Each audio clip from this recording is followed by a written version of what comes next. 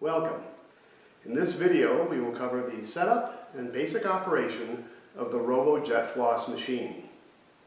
When you first unpack the Robo JetFloss, you will find that the deck is securely fastened to the chassis. This is to prevent damage to the motor that could occur during shipping. The machine cannot be turned on or operated in this condition or you risk permanent damage to the motor.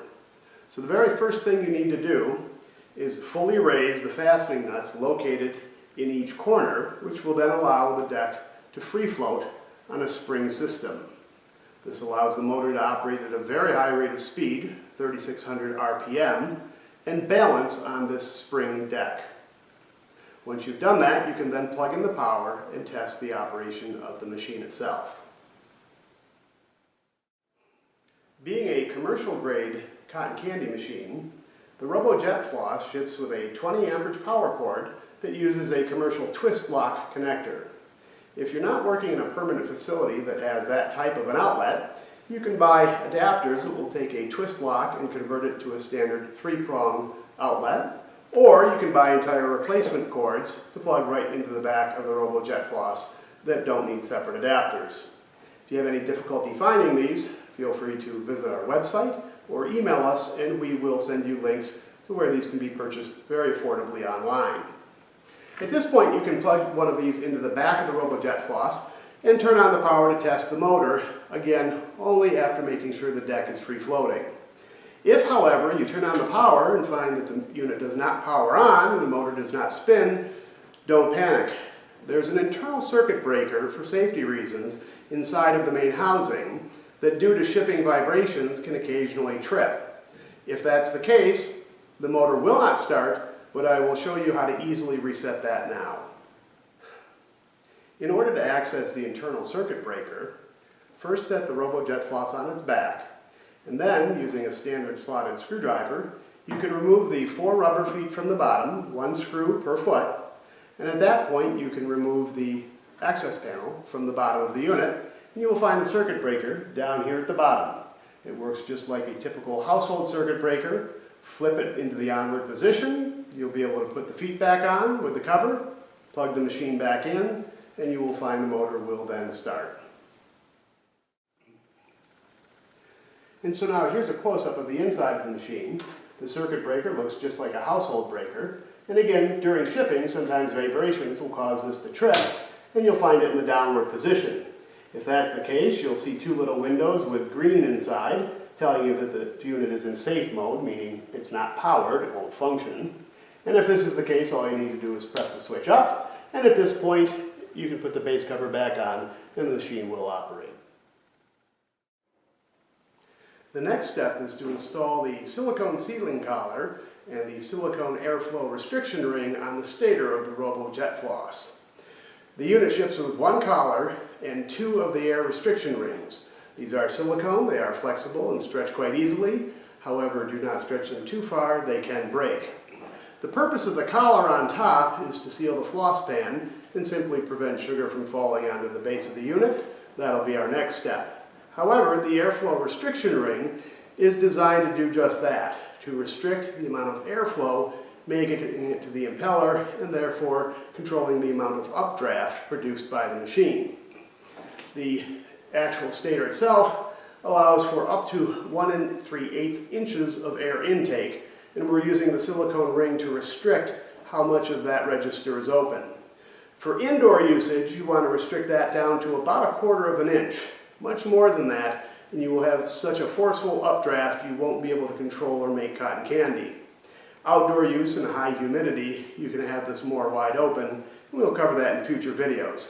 But for now, fit your silicone ring for indoor usage to about 1/4 inch, and that will be sufficient to start. The next step is to attach the floss pan, and we will do that now.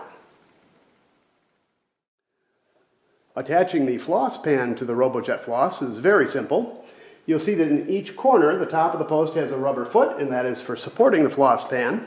And if you look at the bottom of the pan itself, you'll see 4 matching indentations. This is where those divots will be aligned. Simply set the pan on top, align, reach inside, peel up a portion of the silicone collar that we just installed, pull it up on top of the bottom of the pan, and that prevents sugar from falling down onto the deck. That is the only mechanical attachment between the pan and the machine, and the only purpose of the pan is to prevent loose sugar from being flung out and striking either customers or the operator. At this point, you're ready to add sugar floss to the spinning head of the Robo JetFloss. You want to add at least a cup to a cup and a half of sugar floss. You don't want to operate the machine with too little, and you don't want to overfill it either. But once you've added a cup to a cup and a half, or at most 3/4 full, go ahead and give the head a little bit of a spin. You want to balance that sugar. You don't want to start it in an unbalanced condition. Remember, this motor spins at 3,600 RPM, so you want to have it as evenly distributed as possible before you start up the motor and get it spinning. Now let's discuss the control panel for the Robo JetFloss. On the far left side, you see the master power switch, which controls the energy to the motor. On the far right side, you see a power switch labeled heat, which controls energy to the heating coil.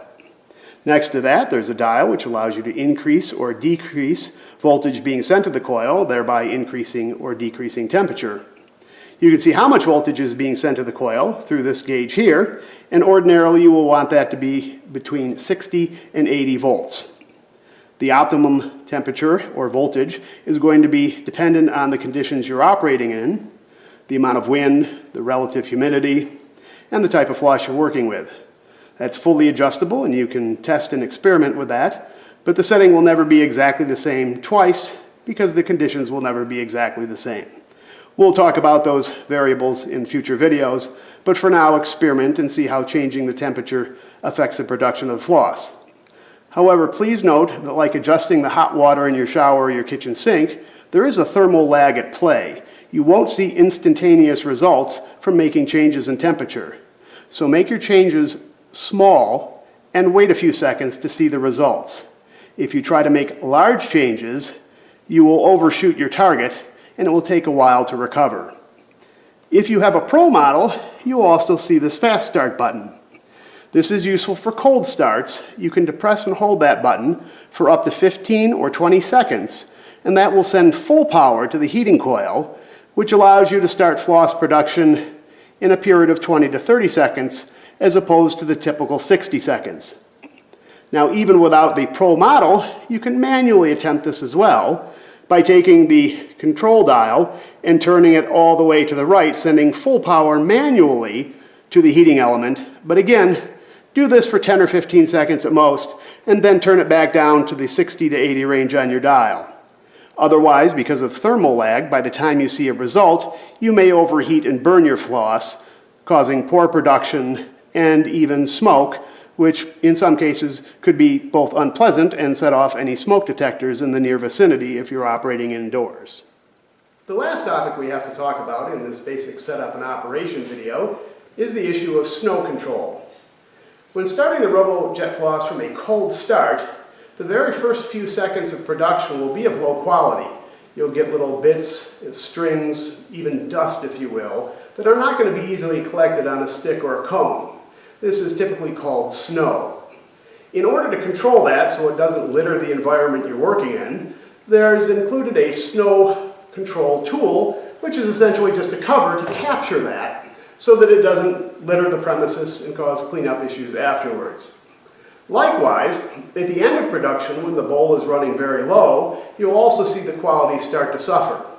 As soon as I notice that begin to occur, I will usually turn off the power switch to the heat source while leaving the motor spin, collect the last few seconds of good production, and then put the snow control tool on top and collect those last bits of dust. So again, I don't litter the environment. Once every half an hour, depending on how much snow you've collected, you can simply wipe out the inside so that you don't suffocate the spinning head later in the day. And then at the end of the day, just rinse it with water. The sugar will dissolve. That, in essence, is all you need to know to get running with the Robo JetFloss. Essentially, in 10 minutes, you can have it out of the box and producing cotton candy.